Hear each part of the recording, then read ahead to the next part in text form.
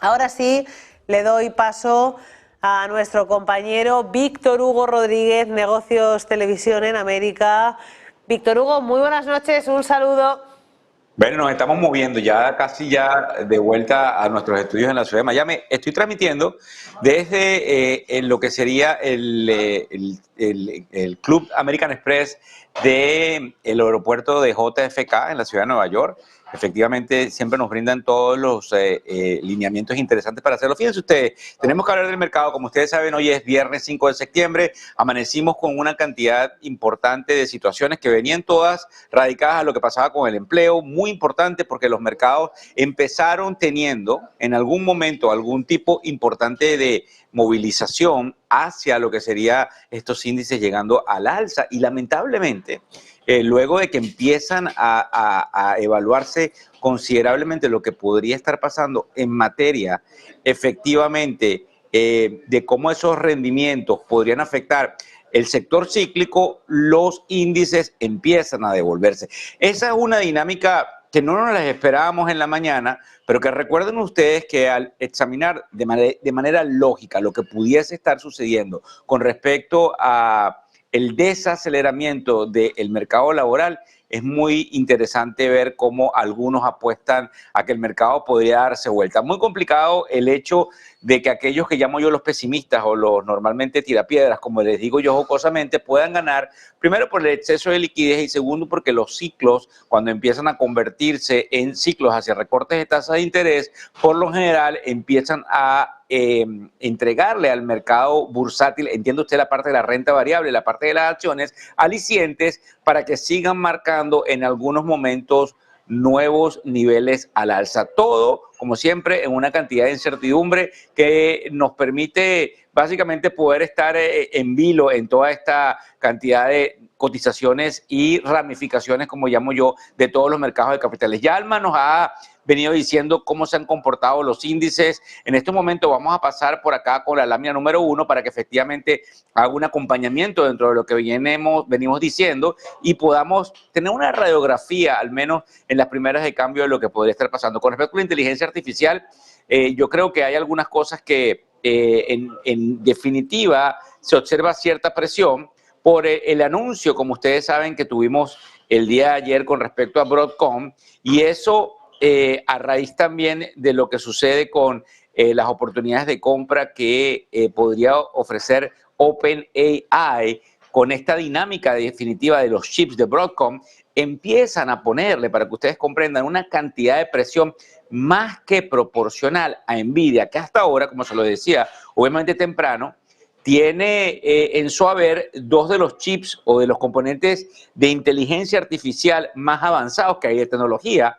los H20 y los Blackwell, que efectivamente pudiesen sufrir algo en ese momento particular en el cual vemos a esta importante compañía OpenAI, que es la compañía dueña de ChatGPT y que en definitiva le pone presión a esa otra dinámica alrededor de Nvidia. Como ustedes tienen que entender, cada vez que hay un retroceso importante en ciertos lugares de la tecnología, pues la cantidad de... Y es muy interesante porque ahorita el invitado que teníamos anteriormente estaba hablando de cómo se debe pronunciar la palabra 1.000 millones o billones. Hay una pérdida importante en materia de billones de dólares en algunas reducciones de precio que ha tenido hoy la compañía Nvidia. Y como digo yo, en algún momento el diccionario de la Real Academia Española o la Real Academia Española empezará a entender y a dejarnos decir la palabra trillones. Y efectivamente eso puede pasar porque es muy difícil y se presta a alguna confusión. Para que tengan una idea, es interesante ver también lo que sucedió esta mañana cuando se le ofrece 1 trillion, $1 trillón, por decirlo así, a Elon Musk en el caso de que para cierto día, por allá por el 2035, 10 años desde ahora, la compañía llega a tener un valor de capitalización o un valor de mercado de 8.5 trillones de dólares, que no sería muy descabellado de pensarlo, pero indudablemente Tesla tendría que tener componentes importantes desde el punto de vista de innovación. Otra de las cosas que nos llama la atención el día de hoy es ese concepto que normalmente se da cuando hay cambios en las tasas de interés, de que el dinero se va hacia el sector cíclico, que sale de la tecnología y se va a la parte cíclica. La parte cíclica, dentro de sus componentes, tiene a la banca. Sin embargo, cuando vemos esa rotación, la banca no pareciera hoy estarse beneficiando, precisamente porque hay alguna caída de las tasas de interés que podrían también representar menores ingresos en la función de intermediación financiera que por ende tiene la banca. Otra de las cosas que nos llama la atención, porque efectivamente tiene que ver mucho con lo que dictamina la Organización de Países Exportadores de Petróleo, es el aumento probable en la producción que ha tenido, para que ustedes tengan una idea, cuando son las 3:06 de la tarde, hora del este de los Estados Unidos, una importante caída, como se tiene que decir, del petróleo, donde perdemos alrededor del 2.24%, en el caso de la canasta que los agrupa a todos, en el caso particular del Brent, como estoy viendo aquí en mi pantalla, estamos cayendo 1.96%, y eso no digamos que tiene a muchos inversores realmente sorprendidos, pero sí en algunos casos desde el punto de vista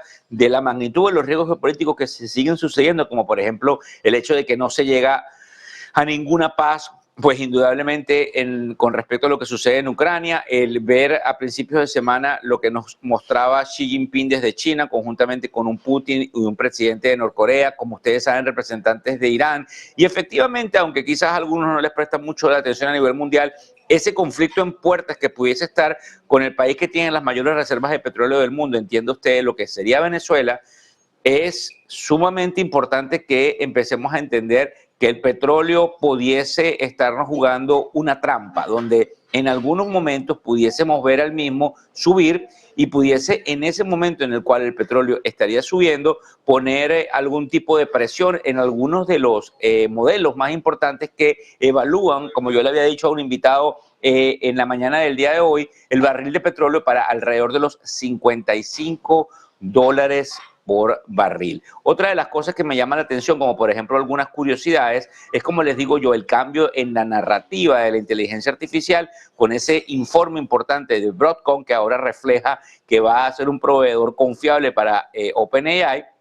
Y obviamente todo lo que tiene que ver con el impacto en la psicología de ese sector, porque esa dinámica que habíamos visto durante hace algunos meses, que tenía muchísimo que ver con todo lo que estaba planteándose en materia de cuánto más podía darnos la tecnología, pareciera haber empezado a entrar en un movimiento en el cual hay cierto nerviosismo. Sin embargo, cada vez, y eso es una gran realidad, que observamos que el mercado se nos pone en negativo por alguna razón que probablemente estaría explicada con la cantidad de liquidez que hay, las máquinas vuelven a comprarlo. Les cuento esto porque a pesar de que ha habido un retroceso el día de hoy, el retroceso sigue siendo tímido en la tecnología.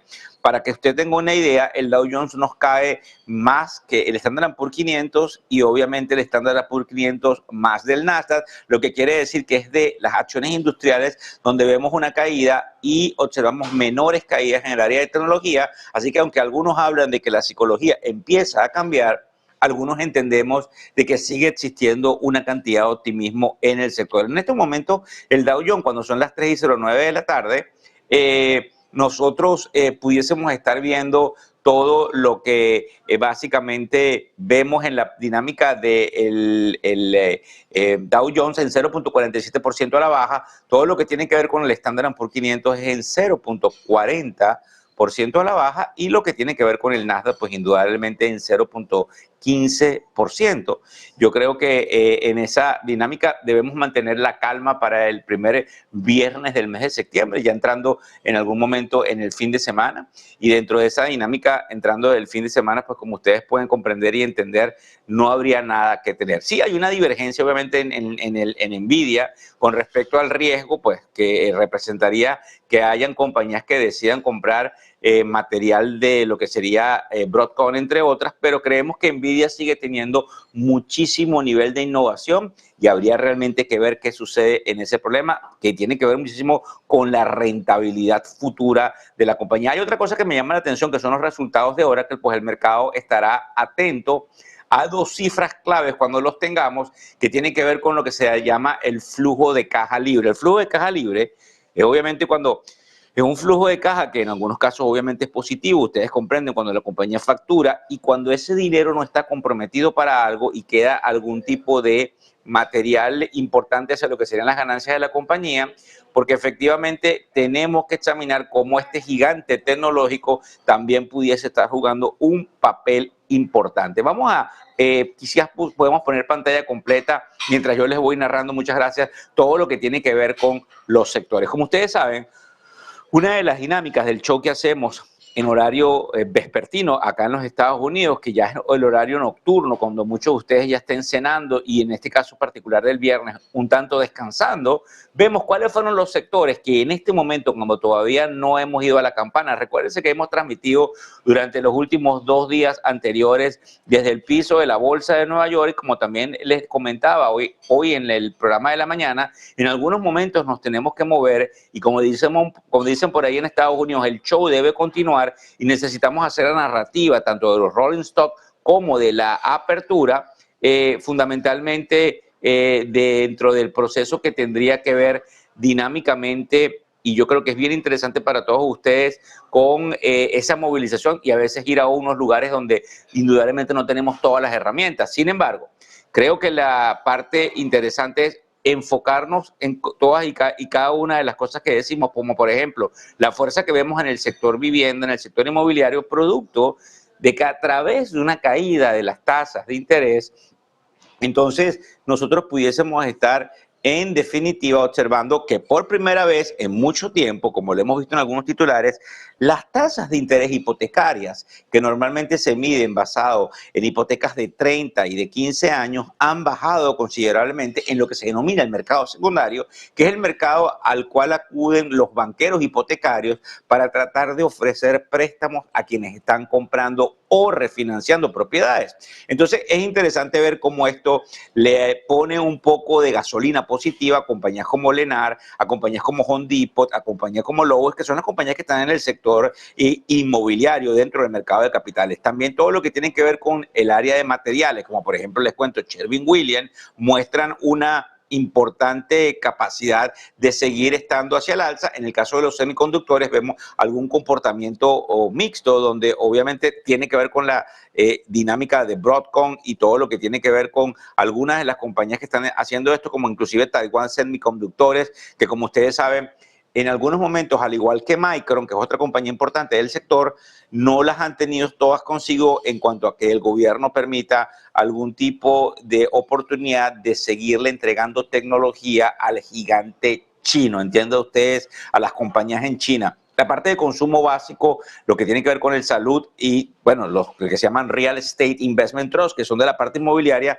también destaca positivamente, además de que me llama la atención lo que pasa en la parte que tiene que ver con el transporte, las aerolíneas como American Airlines, por ejemplo, como Delta, en la cual me voy yo en un rato para Miami, Southwest Airlines, repuntan y eso es interesante porque hay algunas que han estado mostrándonos hacia dónde se podría ubicar el gasto discrecional, que es ese gasto que nosotros pudiésemos estimar de manera directa y que obviamente puede tener algún tipo de posibilidad de seguir mostrando que el consumo de los Estados Unidos sigue estando bastante fuerte. Desde el punto de vista de las compañías que, como les digo, no las han tenido todas consigo, hay una debilidad en los bancos, le contaba, en el sector financiero, una debilidad inclusive en algunas de las compañías más importantes de manejo de dinero, como Franklin Templeton, como Morgan Stanley, precisamente por la sensitividad que hay en algunos casos en todos los mecanismos de financiamiento con menores tasas de interés. Obviamente a menor tasa de interés nos beneficiamos los consumidores, pero a menor tasas de interés este tipo de compañías que nos brindan instrumentos financieros tienen que bajar sus márgenes y como usted puede comprender,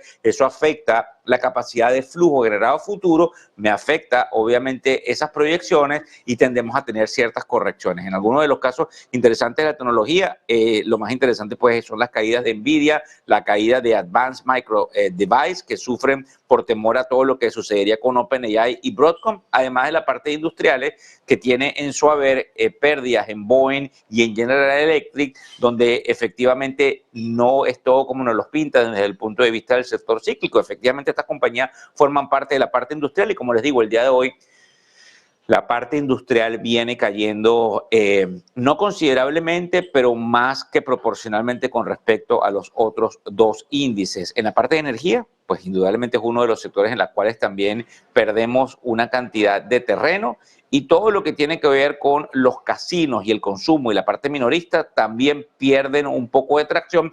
Recuérdense ustedes que los resultados de la compañía Lululemon, que reportó el día de ayer y no fueron buenos, nos empieza a mostrar algún tipo de problema en el consumo que en definitiva pudiese trasladarse a los demás. Por eso vemos que compañías como Bath Body Works, Nike, todo lo que tiene que ver con Ralph Lauren también empiezan a retroceder, precisamente por el temor de que haya ese contagio que se ve en los resultados de Lululemon, pero ninguna de estas compañías es inmune a lo que nosotros estamos observando por allí. Otra de las cosas que me gustaría que también tomásemos en cuenta, y no sé si el equipo efectivamente de producción nos pudiese poner por allí lo que sería la lámina número 2, es cuáles fueron en algunos momentos los titulares que marcaban una dinámica muy importante dentro de lo que nosotros vimos en la arrancada del mercado. Esta mañana, a raíz de que tuvimos algunos invitados, no tomamos en cuenta la dinámica micro, que es la dinámica de las compañías per se, pero desde el punto de vista macro, al despertarnos hoy viernes, empezamos a ver algo que nos cambia el panorama que pudiésemos tener en cuenta para la segunda y tercera semana de septiembre. La semana que viene va a tener dos componentes importantes que ya vamos a ver, como son los componentes inflacionarios, por ejemplo, el índice de precios al productor, el índice de precios al consumidor, pero también nosotros queremos decirles que, y les preguntamos a ustedes para que lo consideren perfectamente, que hay una oportunidad muy importante de que haya una tensa calma hasta que realmente podamos observar todo lo que pudiese estar representándose en el proceso particular que tiene que ver con la dinámica de las tasas de interés, que va a ser el 16 y el 17 de septiembre. En el caso de los pedidos a nivel de fábricas en Alemania, vimos una caída del 2.9% en julio versus una subida que esperábamos del 0.5%. Recuérdense que hay una expansión monetaria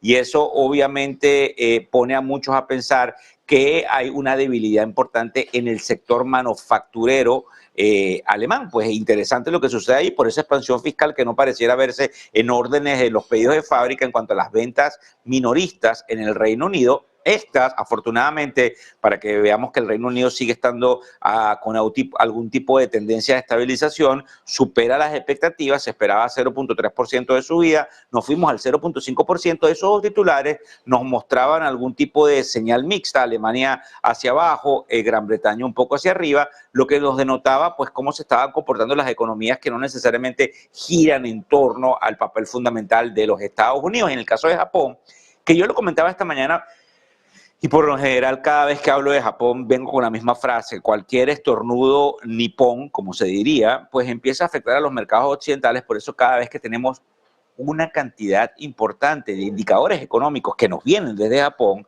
es uno de los procesos más interesantes que ponemos en los modelos que se llaman así, modelos fundamentales o matemáticos, que nos pueden montar, nos deben probar hacia dónde va el rebalance económico. Además de que también entienda usted que por razones inflacionarias y por razones que ellos consideran un tanto ética, el país japonés anuncia que subirá el salario mínimo alrededor de un 6.3%, y esa medida se suma a una presión de salarios más altos que puede acelerar, también para que usted lo entienda, un regreso importantemente a una política de ajuste, porque el aumento de los salarios genera una masa de liquidez en Japón que pudiese, acuérdense, eso lo hace el gobierno, el Banco Central japonés goza en algunos momentos de independencia, tuviese que subir las tasas de los yenes y eso pudiese poner alguna presión que deberíamos estar sintiendo en Occidente. Sin embargo, ellos consideran que efectivamente el país requiere un ajuste en materia de todo lo que tiene que ver con los salarios. Con respecto al Congreso de los Estados Unidos,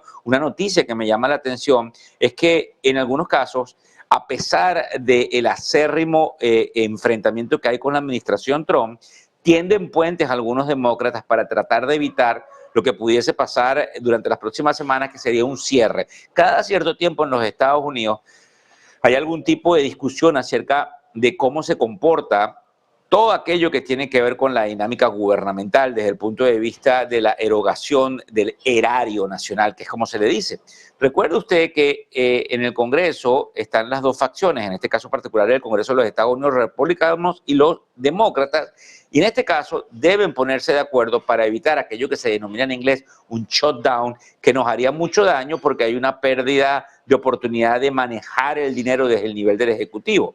Entonces, yo creo que es bien importante que le prestemos atención a noticias que nos hacen llegar algunos medios de comunicación de que, como digo yo, la sangre no llegaría al río, que los demócratas y los republicanos podrían ponerse de acuerdo y eso trae una arena y un margen de tranquilidad. Estados Unidos también estaría dispuesto a negociar. Esta noticia nos llama la atención también y tiene que ver mucho con nuestros vecinos mexicanos, una cantidad, digamos, de prebendas que se les podrían dar a nuestros vecinos del norte en materias arancelarias, que como usted comprende, forma parte de la dinámica de cómo nos acercamos a nuestros dos vecinos principales, luego de que ha habido muchísima rencilla, al menos en el caso canadiense. Además de que la Casa Blanca también adoptaría algún tipo de prebendas conjuntamente con Japón. También eso lo comentábamos en el final de la tarde de ayer, pero hoy fue ratificado por los medios de comunicación. Noticias positivas importantes. En otro orden de ideas, yo creo que es también interesante decir, como usted ve probablemente en alguno de los bullet points que ve en pantalla, el caso particular de que las redadas antimigratorias tienen en los Estados Unidos un particular componente, no solamente de miedo de los habitantes y muchos de ellos ilegales que se encuentran en el país, sino efectivamente ramificaciones económicas por aquello de que la mano de obra sigue manteniendo en algún momento en particular todo lo que nosotros pudiésemos estar observando hacia esa posibilidad más que proporcional, y creo que es bien importante que usted lo mantenga así, para que lo entienda así, que tiene que ver con la generación de bienestar económico. Yo creo que, aunque hay que limpiar el país, es bien importante e interesante que entendamos la magnitud de cualquiera de esas ramificaciones inmigratorias en materia económica. En cuanto al cripto y al oro, ya nos los decía hace un rato nuestra queridísima amiga Alma, el cripto mantiene niveles sanos. Para que tengan una idea, cuando son las 3:22 de la tarde, hora del este de los Estados Unidos, las criptomonedas, en el caso específicamente del Bitcoin, se mantiene en terreno positivo por encima de los $111,000 y fundamentalmente estamos subiendo alrededor del 1.33%. Me parece interesante que usted comprenda toda esta dinámica, la termine de entender de que es uno de esos activos que llegó para quedarse. Y creo que también forma parte de muchos de los enunciados que más de algún manejador de fondo tendría para el cuarto trimestre del 2025. ¿Por qué les cuento esto? En una cena, vuelvo a repetir, lo que tuve esta noche pasada en la ciudad de Nueva York, me reunía con uno de los mejores analistas y, digamos, ejecutores en materia de opciones y derivados, de nombre John Najarian, el famoso, uno de los hermanos Najarian, y él me comentaba que desde el punto de vista de volatilidad, algo que se llama el gamma, el beta de cada una de las opciones que hacían algún tipo de componente particular con las criptomonedas, en este caso el Bitcoin, pronosticaría, y vuelvo a decírselo, pronosticaría que el Bitcoin nos pudiese estar llegando a niveles de 135 o 140,000, de mantenerse por encima de la línea de los 112,000 en esta dinámica hasta que sepamos qué sucede con la tasa de interés. Él nos explicaba esto y por eso yo le cuento a usted que probablemente más de un manejador de fondo empezará a poner en su oportunidad de poner dinero a funcionar en esa dinámica en la medida de que el Bitcoin pueda mostrar esa fortaleza de cara a un 2026, que dependiendo de cómo se comporte la dinámica del presidente Trump, podemos ver precios cada vez más interesantes.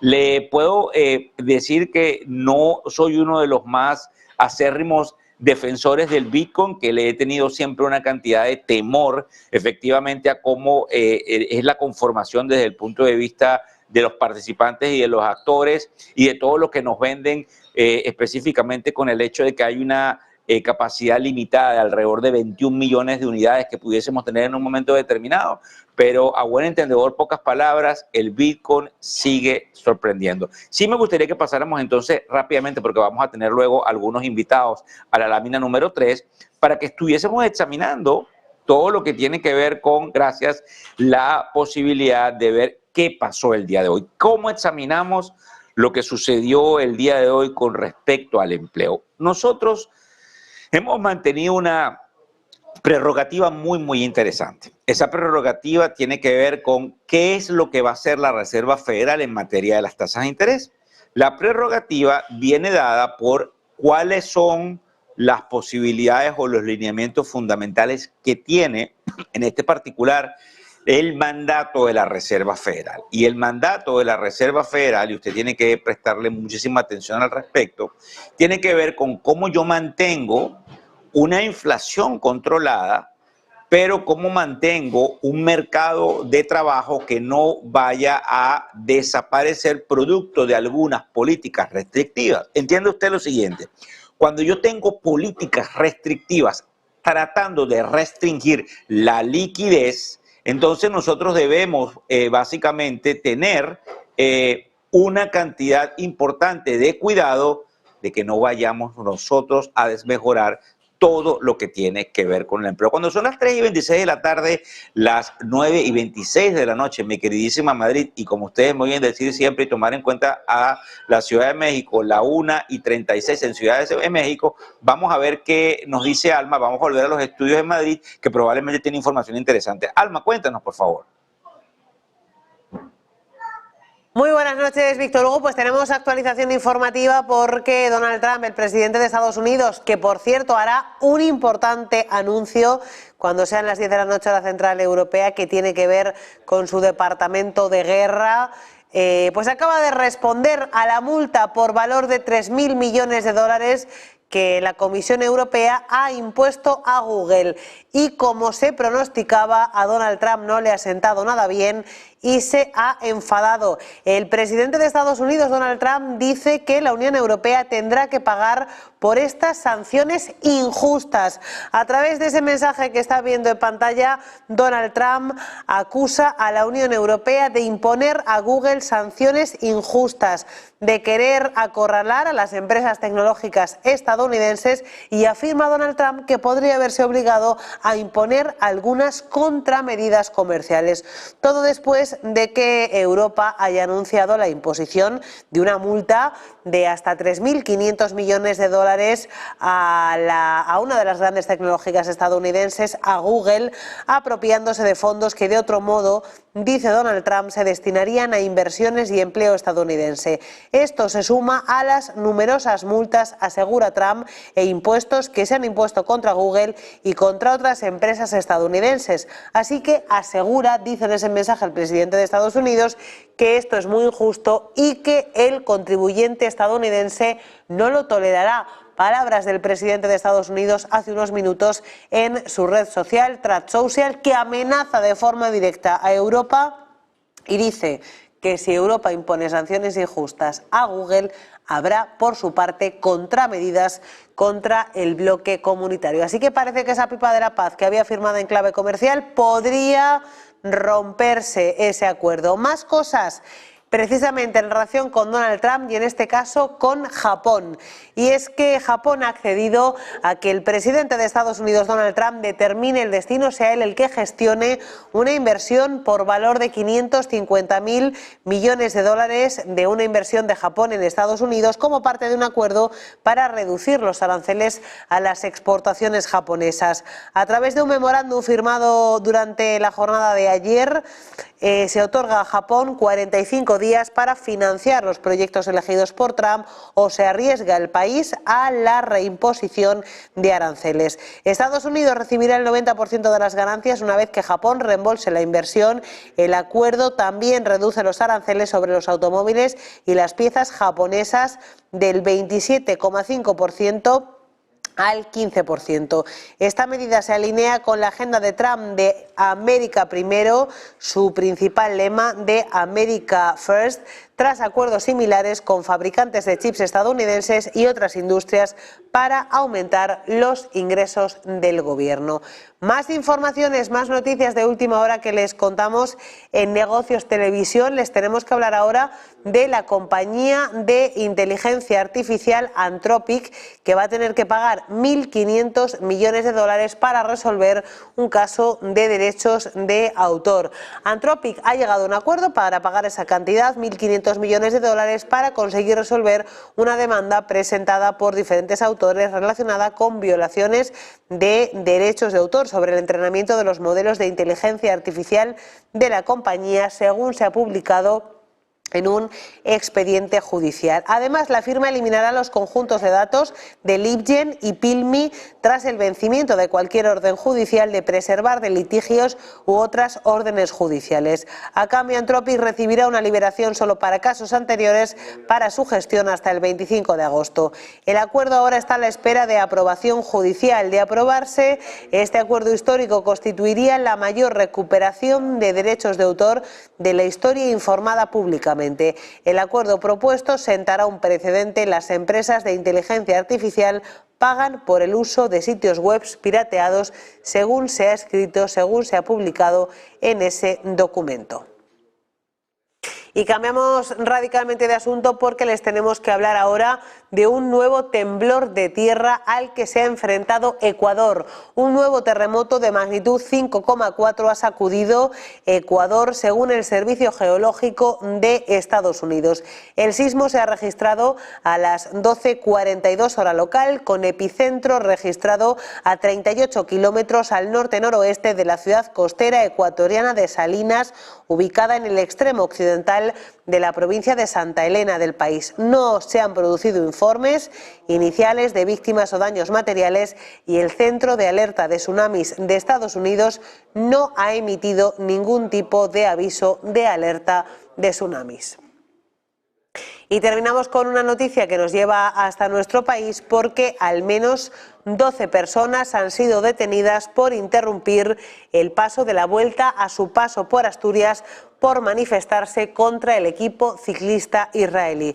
Según fuentes de la Guardia Civil de nuestro país, 6 de los manifestantes sostenían una pancarta mientras el resto se encadenaba, impidiendo el paso de los corredores durante al menos un minuto. 12 personas han sido detenidas. A los detenidos se les acusa de un delito de desórdenes públicos por irrumpir en la carretera, desplegando una pancarta y encadenándose entre sí para bloquear, como les contamos, el paso de los ciclistas. Víctor Hugo, volvemos contigo de nuevo. Gracias por esas informaciones que nos estás dando. Y cuando hablabas de Ecuador, cuando hablabas del movimiento telúrico, no debemos olvidar, acuérdense que yo soy venezolano, ¿verdad?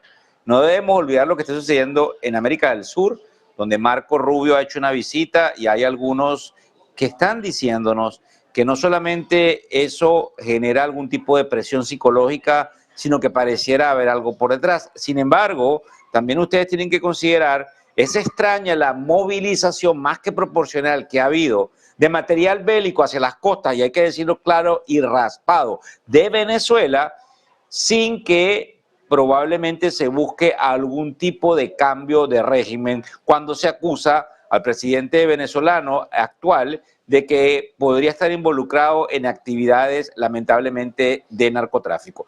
Yo quisiera que viéramos rápidamente allí la lámina número 3 para que viéramos cómo estábamos considerando lo que sucede en el punto de vista muy interesante del momento en el cual supimos la noticia temprano. Muchas gracias. El día de hoy que teníamos que ver fundamentalmente con esa parte del empleo, que fue lo que desencadenó algunos cambios, algunas rotaciones en el mercado. Para que te tengan una idea, y obviamente lo vamos a discutir luego con el invitado, tuvimos un número que en definitiva se llama el non-farm payroll, que es el número del empleo que sale los primeros viernes de cada mes a las 8:30 de la mañana, que es alrededor de las 14:30, 2:30 de la tarde hora española, alrededor muy temprano en Ciudad de México, donde efectivamente vemos cómo está ese componente de empleo. Se crearon 75,000 puestos de trabajo y luego de la creación de lo que serían esos 75,000 puestos de trabajo hubo revisiones negativas en los meses previos, lo que efectivamente nos da a conocer que los datos, obviamente, tanto de junio como de julio, fueron revisados a la baja en algunos 21,000 puestos de trabajo. Yo creo que lo interesante y lo importante aquí es la encuesta que tiene que ver con la parte positiva de todo el mercado, además de que fundamentalmente la jornada laboral y la jornada de salarios tendería a moderarse. Yo creo que le tomemos cuenta todo esto, además de que obviamente mostrarnos de que el desempleo sube, ubicándose en alrededor del 4.3%. Es una subida muy pequeña de 0.1 puntos porcentuales. Es interesante porque empieza a confirmar una tendencia de que hay un enfriamiento dentro de los Estados Unidos. Así que creo que es bien llamativo qué es lo que va a hacer la Reserva Federal en la próxima reunión que vamos a tener el 16 y el 17 de septiembre. Ahora sí le pido allí al equipo de realización que nos ponga al siguiente invitado con el que vamos a hablar indudablemente de las estrategias, de los tipos de interés, que es justamente algo que lo caracteriza. Su nombre es Antonio del Favero. Primero que le doy las gracias por estar viernes con nosotros. Feliz viernes, Antonio. Y cuéntanos cuál es la dinámica que tienes dentro de, como podríamos llamar, tu bola de cristal sobre lo que pudiese estarse considerando y pasando en materia de las tasas de interés. Hi, thanks for having me. Yes, Ken. Hi. How are you? How are you doing? I'm sorry, Antonio, I didn't realize you were only speaking in English.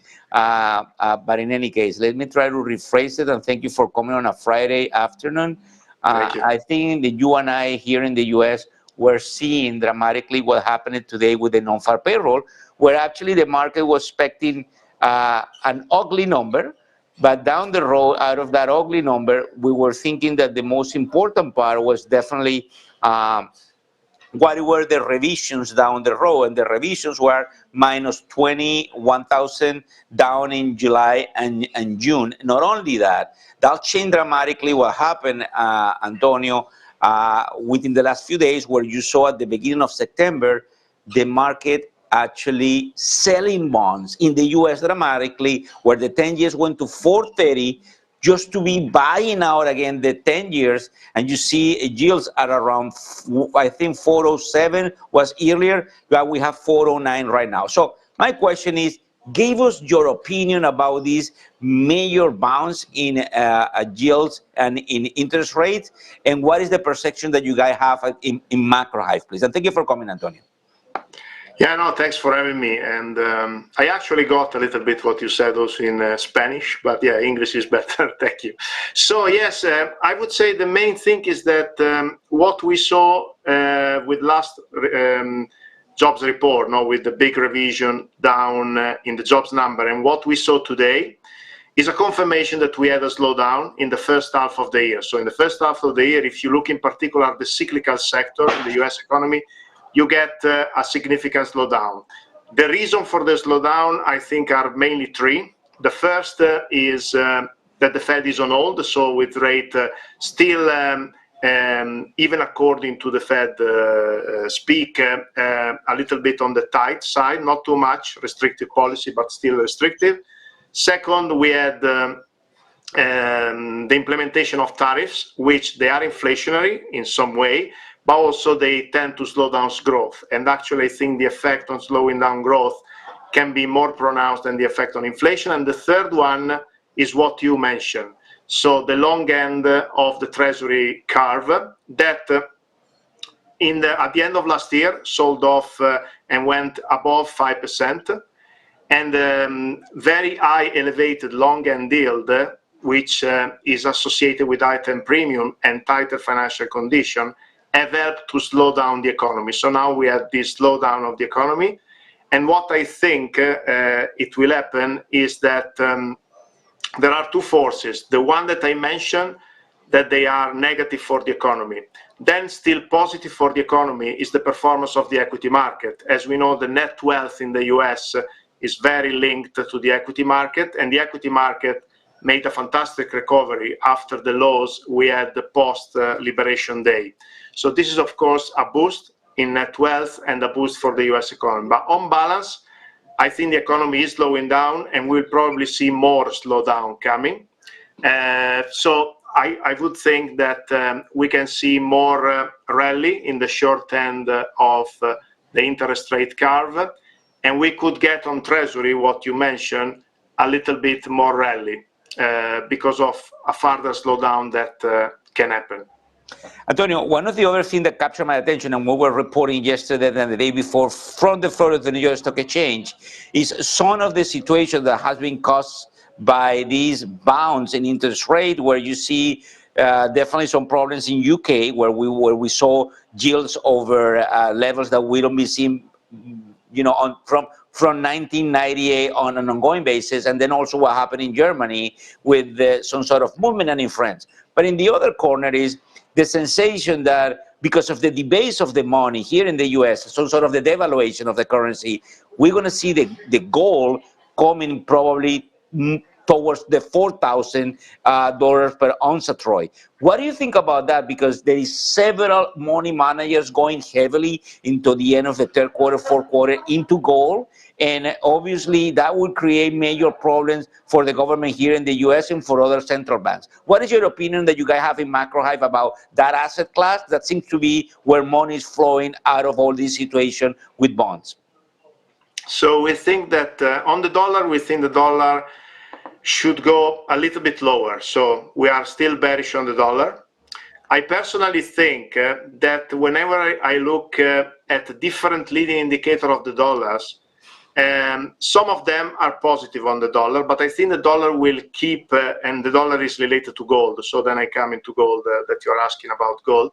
So I think the dollar will go down more because the dollar has a risk premium built in by the Trump administration. So the action of the Trump administration, of course, pushing for Fed cut, removing, for example, the head of the BLS last month, trying to remove, in a sense, putting pressure on members of the FOMC to be dovish. This tends to be bearish dollar.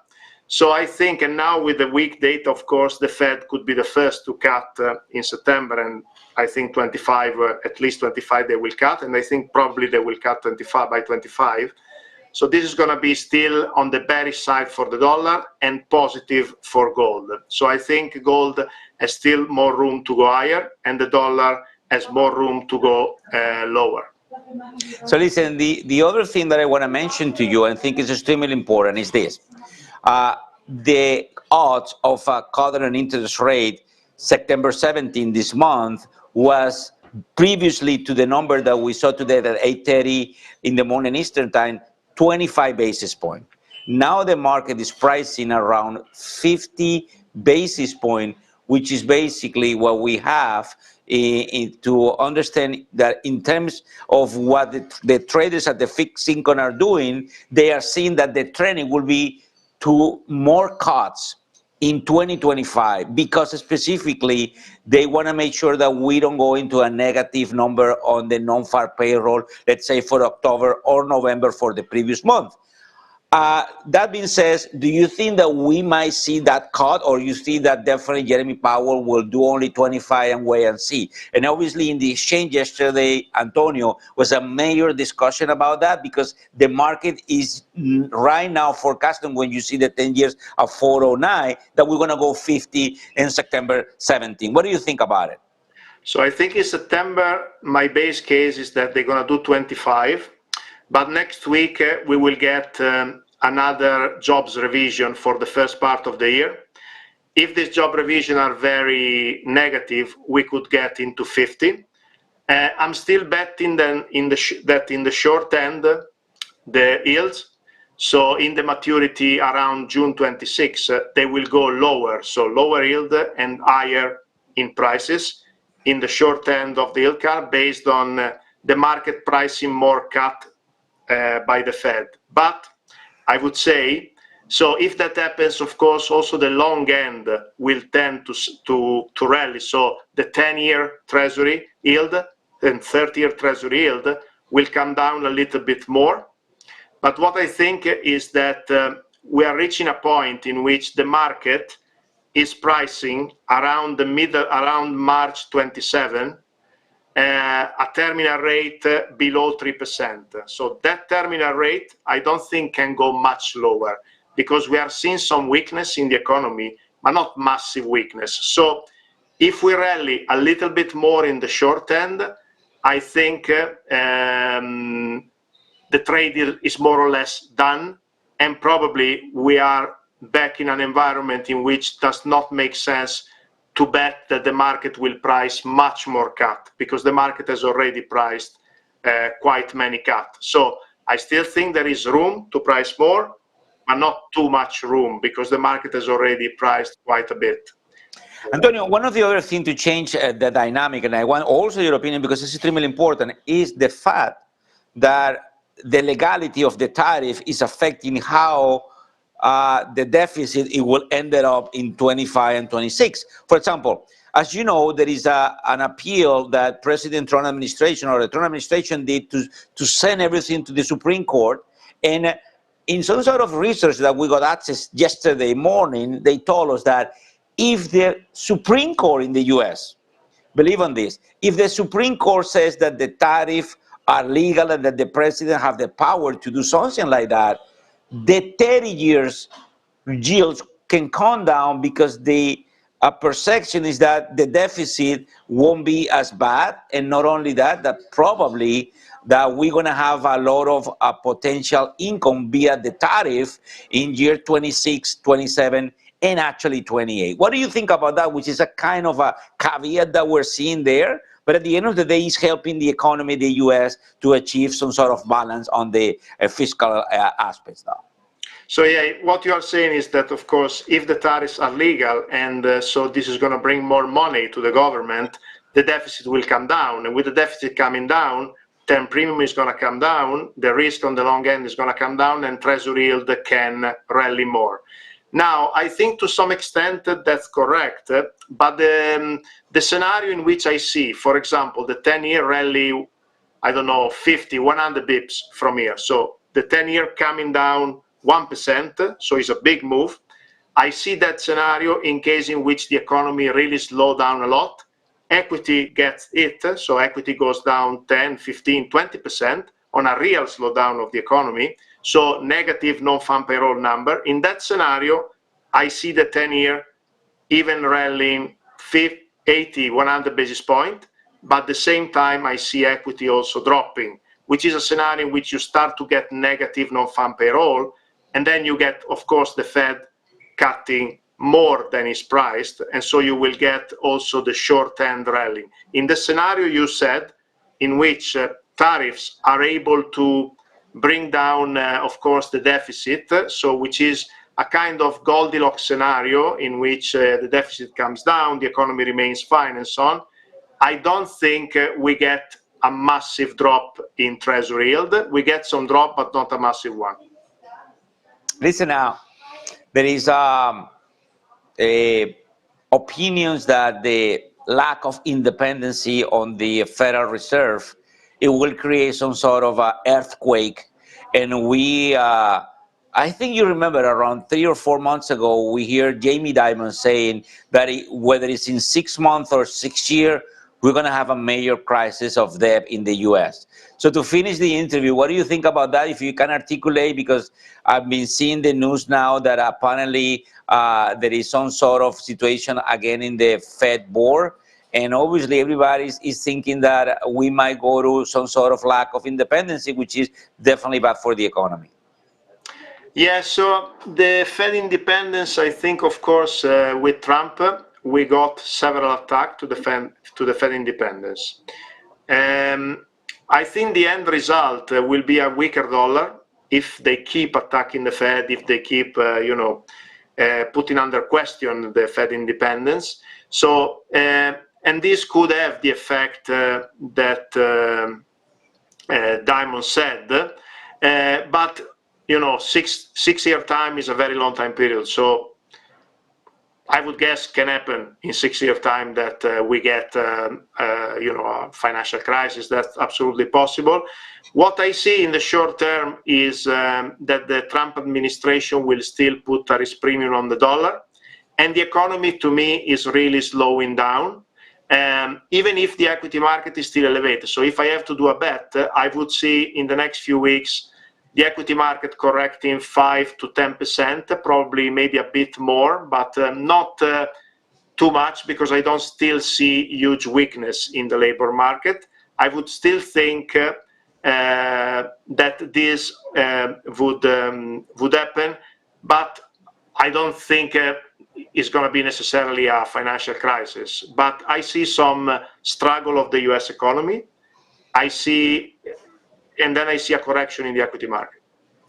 Thank you very much, Antonio. I'm sorry that I confused your former language with Espanol, but your name, Antonio del Favero, seems to be a little more Latin. And thank you for the explanation. Was outstanding, great. I'll make sure that the producer will bring you back to the show. Have a great weekend and talk to you soon, okay? Thank you. Bye-bye. Thank you. Thanks for having me.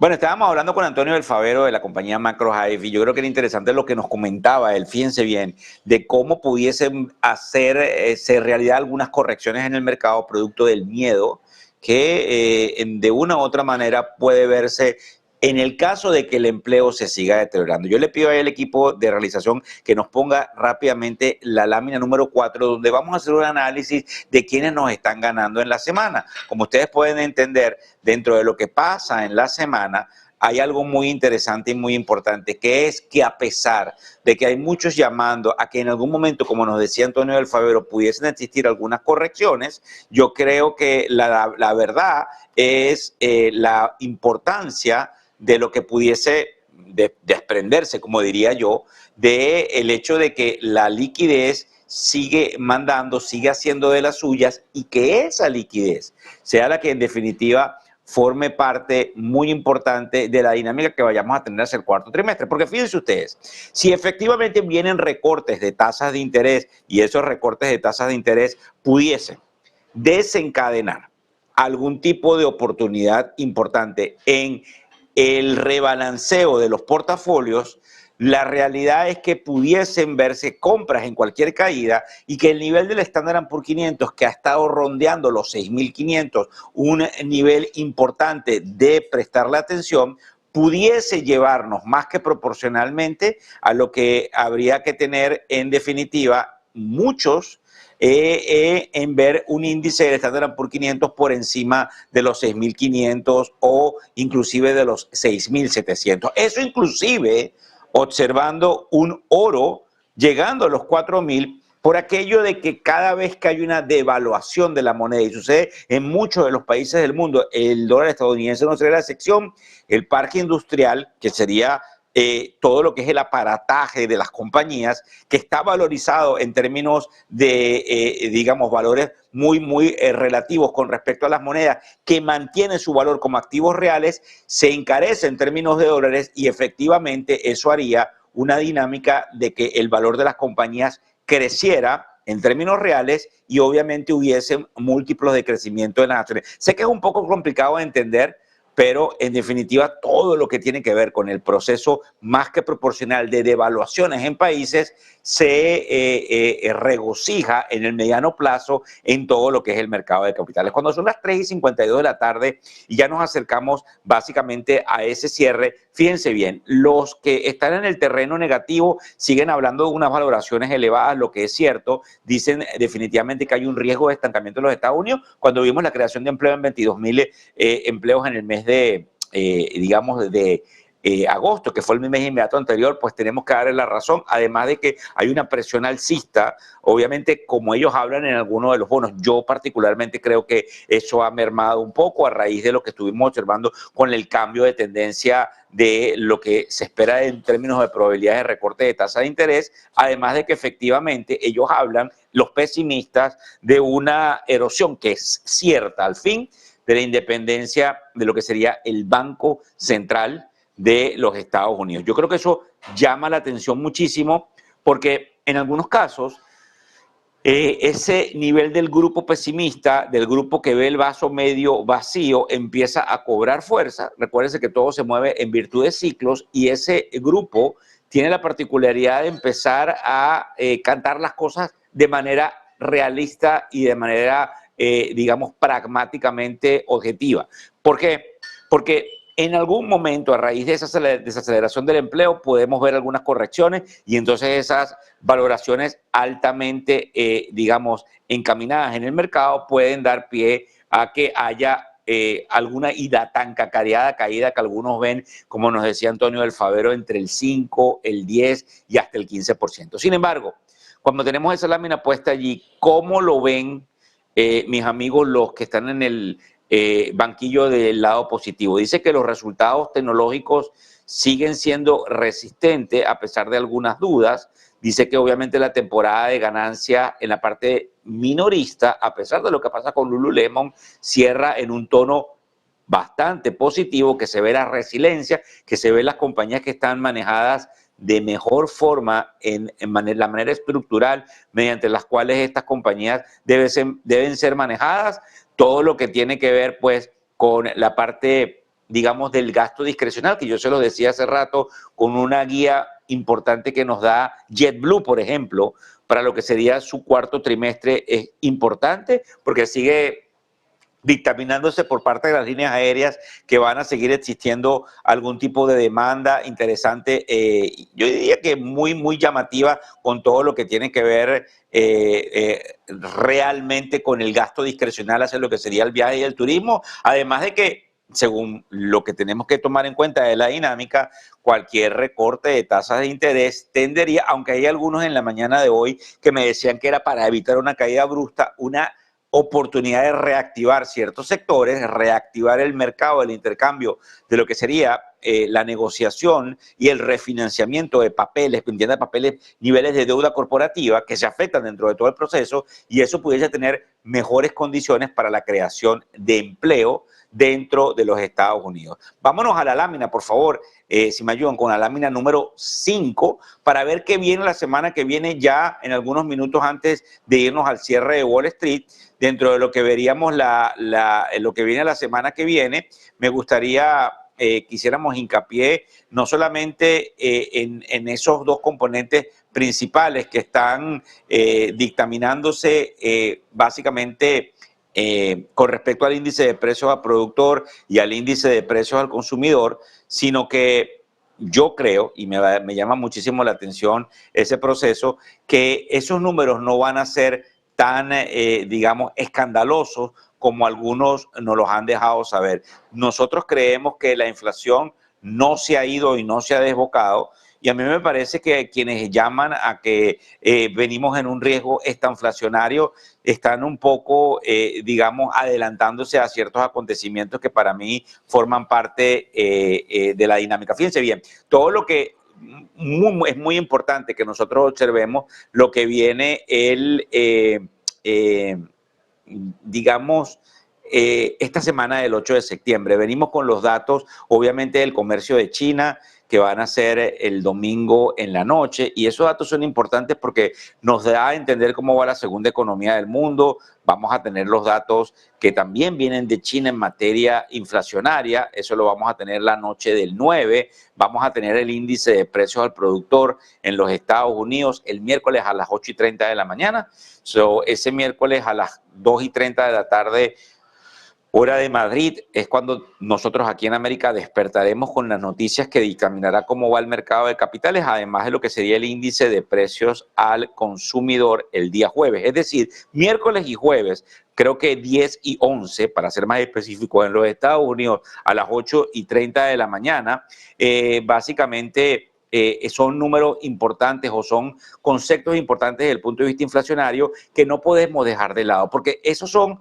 los componentes últimos que está esperando el Comité de Mercado Abierto de Reserva Federal, que se reúne en Washington, D.C., en la sede de la Reserva, el martes 16 y el miércoles 17, para tomar decisiones. Queda algo en el camino que debemos despejarlo también, que es qué es lo que pasa con Lisa Cook, que es la señora que el presidente Trump despidió, que ella puso una interpelación o una querella judicial para evitar que el presidente tuviera esa facultad. La querella fue básicamente no tomada en cuenta, y a raíz de esa querella que no fue tomada en cuenta, no sabemos exactamente quién es el suplente que va a estar en la medida de lo que se puede imponer en ese comité de mercado abierto, porque como usted comprende, ese comité de mercado abierto necesita ese voto adicional y ella ya no estaría allí. Además de que más temprano en el día de hoy leímos que el Departamento de Justicia de los Estados Unidos ya inició una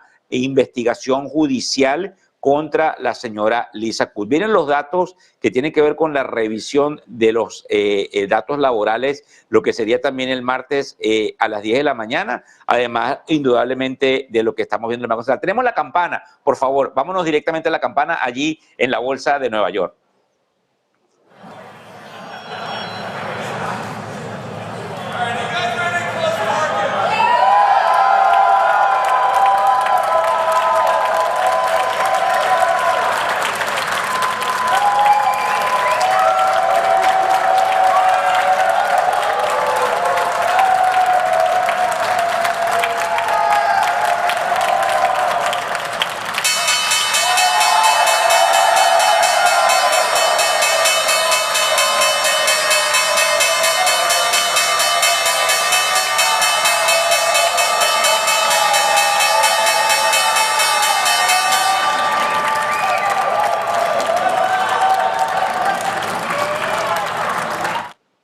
Bueno, efectivamente, para hacer un viernes, las caídas no son para que vayamos a obviar nuestro fin de semana. El Dow Jones, que es el que nos cae más, nos cae 0,48% menos de medio punto porcentual, está dentro de los lineamientos normales. El Standard & Poor's 500 nos cae un poco menos, 0,32%, pero el Nasdaq, óiganlo bien, el Nasdaq, que efectivamente es el índice de tecnología, apenas si nos cayó un 0,03%. Obviamente no es lo mismo sentir la campana y la adrenalina desde el piso de la Bolsa de Nueva York que desde alguna de las dinámicas de donde estamos en el aeropuerto JFK. Así que efectivamente me hubiese gustado estar nuevamente allí. Vamos a estar haciéndolo mucho. Somos la primera planta de televisión del mercado hispano especializada específicamente en finanzas que tiene la autorización de estar en el piso de la Bolsa de Nueva York. Así que vamos a ponernos positivos porque venimos con mucha más información. Pasamos efectivamente con alma. Muchísimas gracias. Y como dice